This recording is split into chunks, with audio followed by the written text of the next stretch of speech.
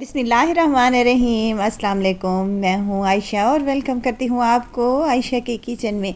आज मैं लेकर आई हूँ आप लोगों के लिए रमज़ान स्पेशल में बहुत ही मज़ेदार और सिंपल से आलू पकोड़े की रेसिपी, जिसे हम बग़ैर सोडे के बनाएंगे।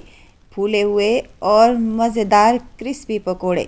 अगर आप भी चाहते हैं कि आपके पकोड़े क्रिस्पी बने और फूले हुए बने, तो आपने मेरी इस रेसिपी को फुल वॉच करना है।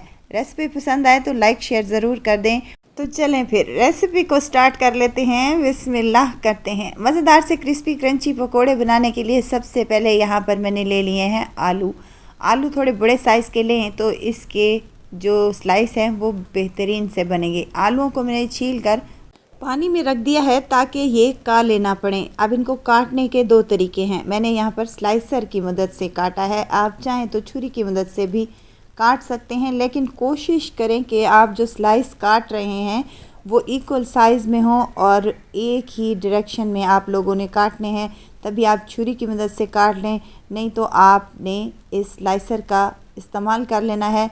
नहायत ही आराम से और फटाफट से ये काम हो जाएगा और स्लाइसर में एक ही तरह के स्लाइस हमें मिल जाते हैं और जिससे बेहतरीन से हमारे पकोड़े बनकर रेडी होते हैं। यहाँ तमाम आलूओं को मैंने स्लाइसिस में कट कर कर फिर से पानी में रख दिया है। अब आपने इनको क्या करना है, एक स्ट्रेनर में पानी इसका अच्छे से छान लेने के बाद आलूओं के तमाम स्लाइसेस को हमने किसी भी कपड़े या टॉवल पर फैलाकर रख देना है ताकि इसका पानी अच्छे से खुश्क हो जाए। ये करना लाजमी है। जब इसका पानी आलूओं का खुश्क हो जाएगा तो हमारे पकोड़े जो हैं बेहतरीन से फूले हुए और क्रिस्पी बनेंगे।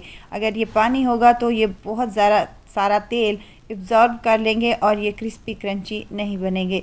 चलें जी, एक बाउल में मैंने 1 कप के करीब बेसन ले लिया है। बेसन में डालूँगी 2 चम्मच भर कर कॉर्नफ्लोर के। अगर ये नहीं है तो आप चावल का आटा भी यूज़ कर सकते हैं।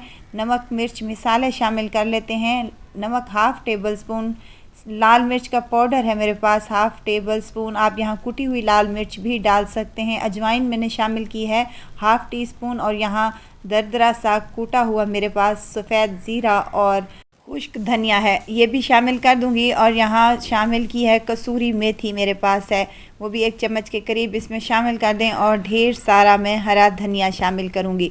इससे पकोड़े नहायत ही टेस्टी और मज़े के बनते हैं। अब थोड़ा थोड़ा पानी करके डालते हुए हमने इसका एक घोल सा तैयार कर लेना है और कोशिश करें कि घोल तैयार करते वक्त हम इसको ज़्यादा पतला नहीं, हमने इसका घोल तैयार करना। अगर हम पतला करेंगे तो ये हमारे आलूओं पर अच्छे से कोट नहीं होगा और अगर हम गाढ़ा तैयार करेंगे तो ये क्रिस्पी क्रंची नहीं बनेंगे। तो आपने इसकी थिकनेस को मीडियम ही रखना है। देखें कुछ इस तरीके से हमारा ये बेसन का घोल होना चाहिए। चलें जी, बेसन का घोल रेडी हो चुका है। ऑयल को पहले ही मैंने गर्म करने के लिए रख दिया था।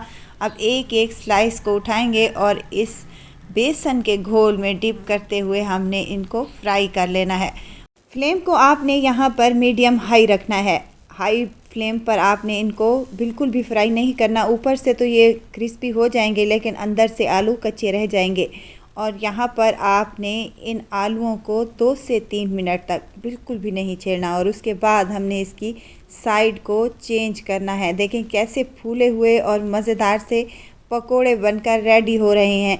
वीडियो स्टेज पर अगर आपको ज़रा सी भी अच्छी लग रही हो तो लाइक करें, सब्सक्राइब करें और साथ में बेल आइकन के बटन को भी ज़रूर प्रेस कर दिया करें ताकि मेरी हर नई आने वाली वीडियो आप तक पहुंचती रहे।